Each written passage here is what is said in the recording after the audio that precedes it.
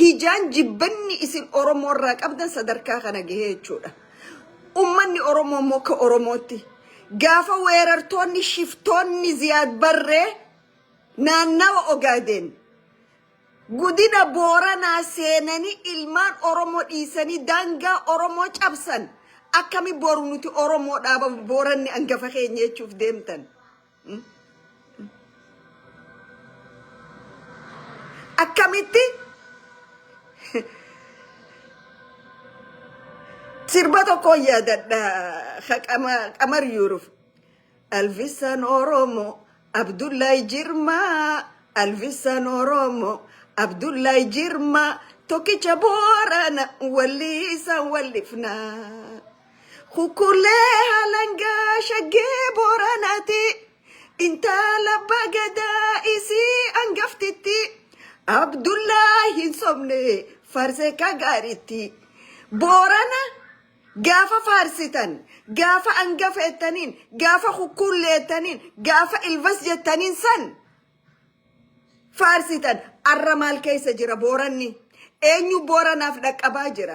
Eenyuuf Booranaa dubbachaa jira. Lafa Booranaa shiftoota Ziyaad Barreetiin cabaa jirtuuf eenyu dubbachaa jira.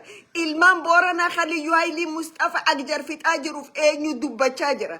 Akkamiin dhiiga Oromummaa boru walii machuu deemna. Akkamiin boru Oromoodhaa waliif dhaabbannee jechuu deemna. Biitti san bar biyya gootoonni kalee keessaa biqilee bar.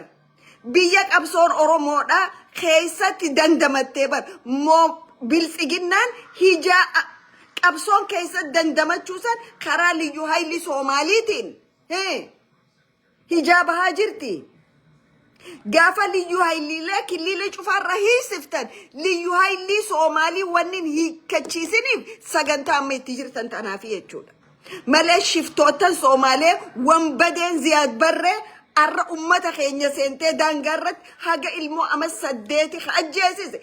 Isini malee shiftoota Ziyaad Barreetii miti jechuudha.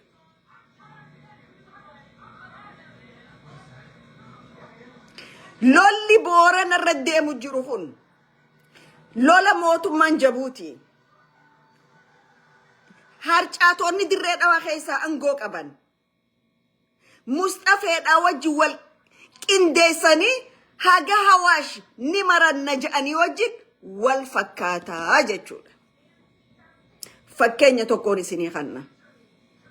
Lolli amma Zeeyila arrakkee kun lolli amma Zeeyila arrakkee warra Somaalilaandii wajjin warri killilii shaniitii fi mootummaan Jabuutii walii galanii gaggeessaa jiran. Ummata Gadabuursi ilimineet goonee Magdi Hargeysaa fi Jabuutii fi killilii Soomaalii waliif finne haga Hawaash dhiibnaadhaa miti. Duulli Gadabuursi rabba namaa fi jiru sanii miti isaan jalaadinna qawween arra shiftoonni isaa naannawa shinniileeti fudhatanii arra warra Gadabuursiitiin dhawaa jira warra samarrooniin akka dhuftee dirree dhawaa keessa isin balleessuu teessuun irraanfatina. Akka qawween arra shiftoonni isaa baadhatanii qawwee mootummaa Itoophiyaa sovereignty biyya biraatiin seenanii dhawaa jiran gaafa mancaa isin harkaa guuranii isaan qawwee harka guuran akka Oromoo baduu teessan hin wallaalina. Hin irraanfatina. Intalti khalee sagalensi odii gad deemaa jirtu ta paarlamaa rizaayin goote Oromoon dargii booda biyyatan dhufee nuti Oromumaa hin beeknu biiti ta'ii isaatiif ta gurguraati jettee miti.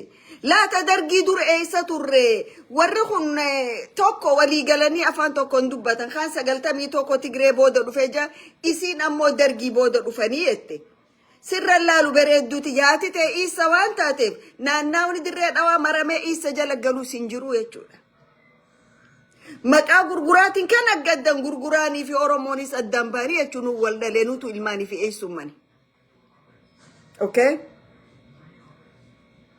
Nama mootummaa bakka bu'ee afa gubaayii jedhamoo dubbattuu mana marii naannawa kan Oromoonni hun turreetu warroonni kaan ka dirree dhawaa keessatti mootummaa dirree dhawaa gaggeessaa jiru bulchiinsa dirree dhawaa hidhata akkam akka Jabuutii hojii qaban Mustafee hojii qaban kanarraa laaluu dandeessaa jechuudha. kanarraa laaluu dandeessa. Oromoo nuti citizen biyya lamaan qabnu.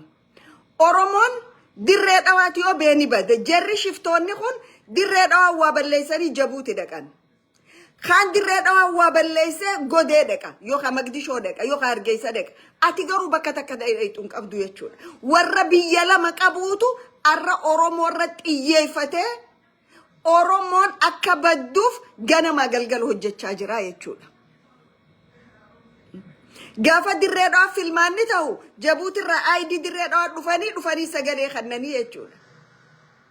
Warruma kanaatu gaafa jijjiga ta'u ID achi qabanii achi dhaqanii sagalee kannanii jechuudha. Shiftummaan uummata kanaa ta'a biyyoota faranjiitu rakkistee jirtu diport ittiin godhamaa jiranii jechuudha. Warra yakka malee hin beekne dhiiga gannequ malee hin beekne jechuudha. Okay? Lubbuun namaa isaan biratti value tokko hin qabdu jechuudha. Silaa lubbuun namaa value qabaatte lafa zeeyila'aatiif ja'anii ka walii galuu dandeen ilmaan namaa wal jiddu guyyaa afran kanan fixanii jechuudha. Ummata afaan tokko dubbatu aadaa takka qabu amantii tokko qabu har'a kana si godhu jiruutu as deebi'ee Oromoodhaaf garanaa laafina qaba. Fittim Oromoo. Mariin isaanii takaree mari'achaa turan nuti diinni keenya eega Ogaadeenii fi Isaaqii fi isa taane diinni keenya ka jalqabaa Oromoodhaa jan sagalee sanis fideetiin isinii maxxansa. Diinni keenya ka jalqabaa Oromoodhaa jan warri kana jechaa jiru kun warruma kalee Hargeysa keessatti afaan Oromootiin sirbaa ture jechuudha. Dubartoota tokko yaadattan. Gaafa jabaatti akkasi sii sirba namni. An Oromoodha jee sii sirba. Gaafa laaffatte garuu sirra sirbaa jechuudha. Qabrii teetirra dhiichisaa jechuudha namni. Hangana yoo hin beekne jiraachuun kee gatii tokko hin qabu jechuudha. Akkuma warra biraa rakkinni saba isaanii quuqutti nutis nu quuqaa jechuudha. Ati maal lafarraa dhiibamtaa namni biraa dhufee maal lafatee qabata. Ati eessa dhiibamta? Ati eessa dhiibamta ka biraa eessaa dhufee lafatee qabata. Kakaanii miizota ugaasticha isa miizota galchitoota ugaasa isa kadhihoo tana abiyyoo gabbee dhiifaman gaafanne nuti dirree dhawaa deebisuudhaaf duula lola kaafnaa je maal jaan talafaati odoo deemtu tabobaan dhabinii yetti Oromoon. Talafaatiif odoo deemtu taboba keerra jirtu hin dhabinii jaan. Namni san nama afaan Oromoo beeku maal daree abiyyis dhiifama jo'un jiru Oromoon dirree dhawaa dabaristee kannituus hin jirtu maal daree lola maan banne mool akkuma lola warra gada buursiisanii samarroon isiniifin dhufu jira kaalandararra na kaayyadhaayi lafti dirree dhawaa feetu ati maappii tee keessa kaayyattu feetu ati sammuu tee keessa kaayyattu feetu ati onnee tee keessa kaayyattu dirree dhawaa belongs Oromos hadhooti liqimsi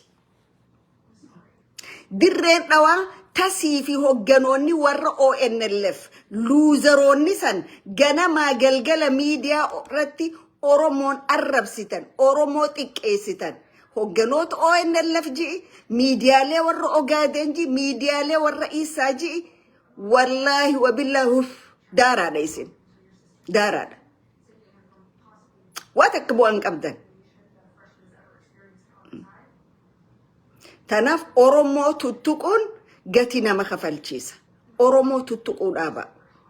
Oromoon lafa teessan dhufee teenya hin jenne. Oromoon lafa teenya irra hojii jiraadhaa jee. Bar namoota akka Ogaadeen irraa guurtanii dirree dhawaa lakkoofsa heddummeeffannettanii fiddanni beeynaa miti. Akkuma Oromoon miliyoon 60 nutis miliyoona xiqqool siquudhaaf Oromoo maqaadhaan nu dhiyaattu amantiin nu dhiyaattu maallaqaan xiqqoo bibbitannee ettanii billions of money Jabuutii fi naannawa kililii 5 irraa naannawa Oromoo kana keessa faca'an jiru. Lakkoofsuma Oromootiitu isin gubeessin Soomaalii. Lakkoofsa Oromoo 2-3 taatanillee wal fixuu malee faayidaa takka hin qabdan biyya takkaafu. nuti hedduminni keenyas bu'aa qaba xiqqaachuun keenyas bu'aadha qaba. Okay. Kanaaf Oromoo waan Boorana irra deemu jiru ustaanii ilaalina. Gatii nu kafalchiisa. Akka sabaatti illee nu tuffachiisa. Oromoon mootummaa akka hin qabne Booranni akka afaan bineensaa keessa jiru hin dagatina. Arra liyyuu haayilii Soomaalii kililii shanii biyya mootummaa federaalaa jala bultu naannawa isteetiin tahin tokko irratti hoggaa humna akkasii bobbaaftu. Hegereen Booranaa maalii jaalala. Garuu lolli baaxil ni moohatama malee hin moohatu. Lolli cubbuu ni moohatama malee hin moohatu. Maal jazabana kana wiil isiyo wiil ogaadeen wiil umadda heeyo jedhan. Ilma isaatiif ilma ogaadeen jidduu namni tokko jiru nuti tokko waan feene goonaa jedhanii isloogaana isaan dirree dhawaatii ka'anii lola itti labsaa jiran Oromoo yoo firraan dhaabne isiniitu rakkoo qaba. Sabni wal keessa jiraachuun haqa akkuma nuti biyya namaa jiraannutti sabni cufti wal keessa jiraata. Garuu sabni tokko si jibbee si tuffatee si keessa jiraachuu hin danda'u. Si kabajee wal kabajanii waliin jiraattanii jechuudha. Okay. Mee dirree dhawaa Uteel Ogaadeen jedhamu san keessatti sirba achi keessa sirbamaa ture deemaa dhaggeeffadha. Biititu dhugatti bulchaa qabdi. Bulchaadha qabdi.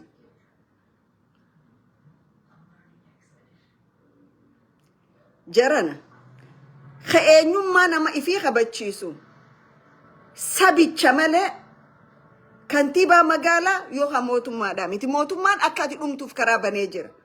Kantiibaan dirreedhaa akka ati arrafamtuuf karaa banee jira. Magaalaa inni bulchu keessatti qillee fi aanan fidaa turtanii je. Magaaluma inni keessa jiru keessatti intalti filsan jedhan walliftuun Washington Seattle jirtu taganamaa galgala Oromoo arrabsitu. Guyyaa deemtu Facebookii sitirraa cufa delete goote dirree dhawaa seente ililliidhaan simatamte jechuudha.